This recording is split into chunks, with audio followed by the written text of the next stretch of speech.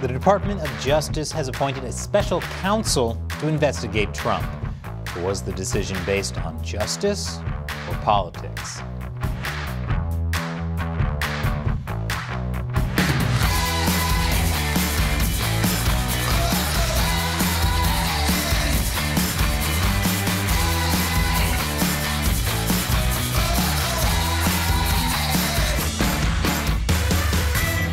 Welcome to America Uncovered. I'm Chris Chappell.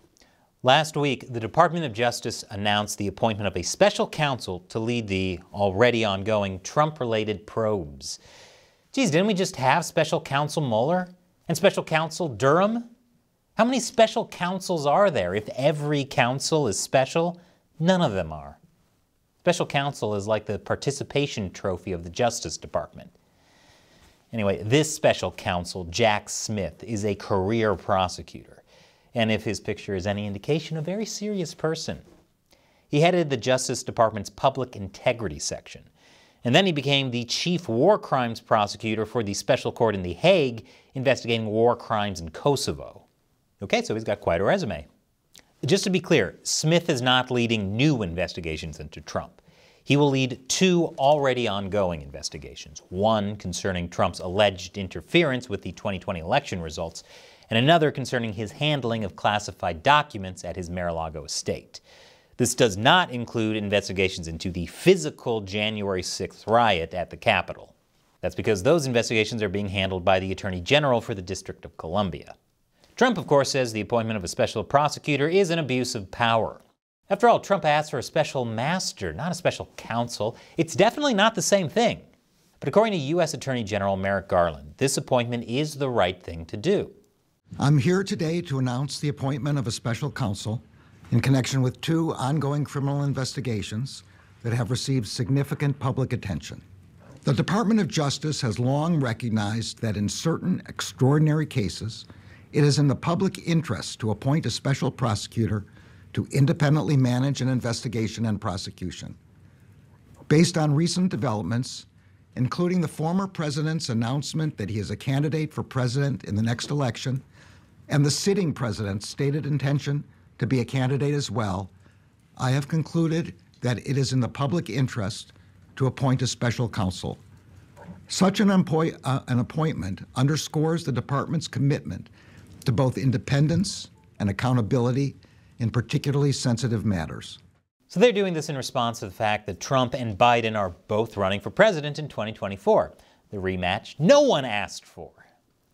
The idea is that appointing a special counsel will make it look less political than having the Biden administration's DOJ directly investigate Trump, since both Biden and Trump are running for president. Again.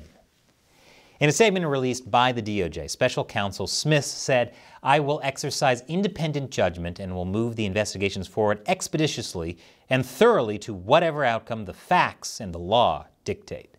A special counsel can supposedly achieve this more easily.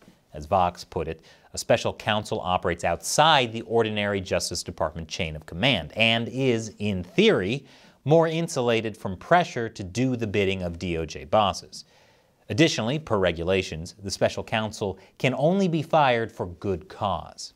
So he doesn't have to do what his boss tells him, and he can't be randomly fired. Sounds like everyone wants to be a special counsel.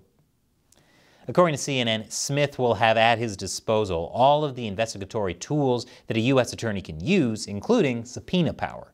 He will be given his own budget and can build out a staff to support his work. If he chooses to bring any indictments, his team could also lead those prosecutions in court. But keep in mind that Smith's a special counsel, not an independent counsel. Garland can still overrule any of Smith's decisions, though he would have to notify Congress before doing so. This means effectively that any decisions about potential indictments of Trump or others would still be reviewed by Garland.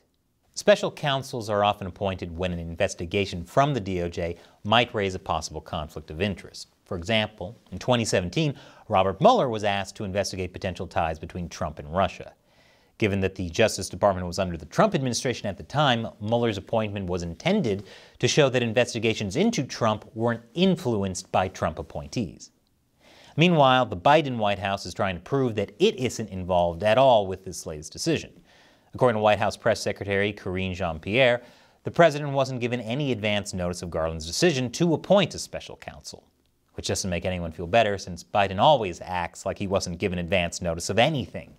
It's Thanksgiving, why didn't anyone tell me? Jean-Pierre also added that we do not politicize the Department of Justice.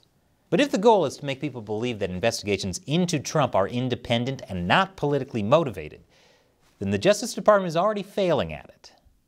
I'll explain after the break. Welcome back. The Justice Department appointed special counsel Jack Smith to investigate Trump just days after Trump announced his presidential run. Republicans, already set on investigating the Justice Department, see this as additional proof that the department is politicized. Yeah, right now the political discourse between Democrats and Republicans is, you don't investigate me, I investigate you. Trump especially says this investigation is politicized, which is probably true since everything involving Trump is politicized. Even his cameo in Home Alone 2. And here I thought the biggest debate over holiday flicks was whether or not Die Hard was a Christmas movie. Republican Senator John Cornyn says that this is an admission of a conflict of interest by DOJ. Republicans are also saying Special Counsel Smith is biased because he allegedly tried to find ways to target conservatives through the IRS. Even former Vice President Mike Pence, who isn't a fan of Trump, called the appointment very troubling given the timing of the decision. Although to be fair, Mike Pence looks like he finds everything very troubling. I don't like the look of that peach. You keep it away from me. Republican outrage is to be expected. But politicians aren't the only ones who are concerned. Even legal experts are casting doubt on the need for a Trump-focused special counsel. Some say that it's not necessary and that it's a mistake, or that it could be far more problematic than keeping the investigation in normal DOJ channels. To which Jack Smith replied, Are you saying I'm not special? Honestly, I've never heard a name that sounds less special than Jack Smith. That sounds like an insurance salesman's insurance salesman. To be clear, these legal experts aren't coming to Trump's defense. They're just saying that by appointing a special counsel to lead investigations that the DOJ was already running, the DOJ is making this look more political, not less political. Some former Justice Department officials and prosecutors agree, saying that the appointment sets an unnecessary precedent of appointing outsiders for high-profile investigations, and that it sends a message that the Justice Department can't be trusted to make decisions in politically sensitive matters. Which is pretty much exactly what the Republicans are saying about the DOJ.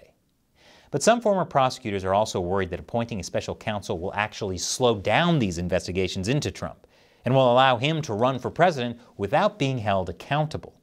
That's because there's no set deadline for the special counsel to conclude his investigations.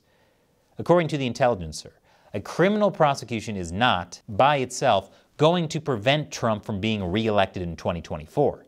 Even if Trump were indicted early next year, the odds that he would be in a federal prison before November 2024 are not good. And if Trump got re-elected, he could theoretically undo the investigations. But this might actually be a bet the Biden administration is willing to make. You see, Democrats secretly love running against Trump. Joe Biden's whole campaign was, "I'm not Trump." So there's a theory that Democrats actually don't want to prosecute Trump so that they can run against him. According to the conservative National Review, the Democrats' incentive is not to prosecute Trump. It is to make sure that he is not prosecuted, at least as long as he's a viable candidate for the Republican nomination. Is this a little tinfoil hatty? Maybe. But the general idea is that no matter what, this situation is a win for Democrats. If Special Counsel Smith doesn't indict Trump, then this helps Biden and the Justice Department avoid the appearance of partisan politics. And then Trump continues to run for president, and Democrats have the Republican punching bag they know and love.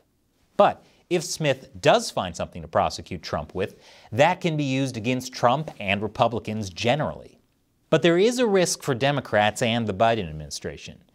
It's that appointing a special counsel to head these investigations into Trump gives Republicans more ammunition to call for a special counsel to investigate Hunter Biden's business deals and whether Joe Biden was involved.